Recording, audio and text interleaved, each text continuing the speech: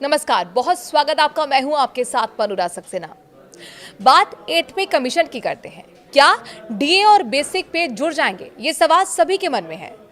दरअसल वित्त मंत्रालय ने इसको लेकर तस्वीर साफ कर दी है और क्या कहा है, इस वीडियो में आपको देंगे पूरी जानकारी। प्रधानमंत्री नरेंद्र मोदी के नेतृत्व वाली केंद्र सरकार 8वें वेतन आयोग को लागू करने के लिए लगातार कदम आगे बढ़ा रही है। इस बीच सरकार ने संसद के शीतकालीन सत्र के दौरान उन सवालों का जवाब देते हुए तस्वीर साफ की, जिसमें कहा जा रहा था कि केंद्र 8वें वेतन आयोग के तहत ही महंगाई भत्ता और महंगाई राहत में बढ़ोतरी नहीं करेगी और इन्हें मूल वेतन में ही मर्ज कर दिया जाएगा। आइए जानते हैं सरकार ने इस मुद्दे पर क्या कहा है। सरकार ने कहा नो मर्जर।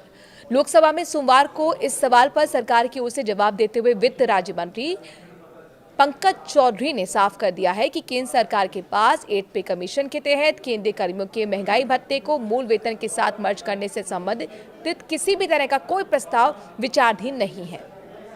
दरअसल ऐसा अनुमान लगाया जा रहा था कि डीआर में बढ़ोतरी न करते हुए इसे बेसिक पे में ही मर्ज कर दिया जाएगा। इससे पहले भी सरकार की ओर से सोशल मीडिया प्लेटफॉर्म ट्विटर पर इस तरह के अनुमानों को सिरे से खारिज किया जा चुका था।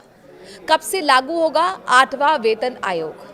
एक रिपोर्ट में कहा गया था कि 8वां वेतन आयोग 2026 के आखिरी या फिर 2027 की शुरुआत में लागू हो सकता है।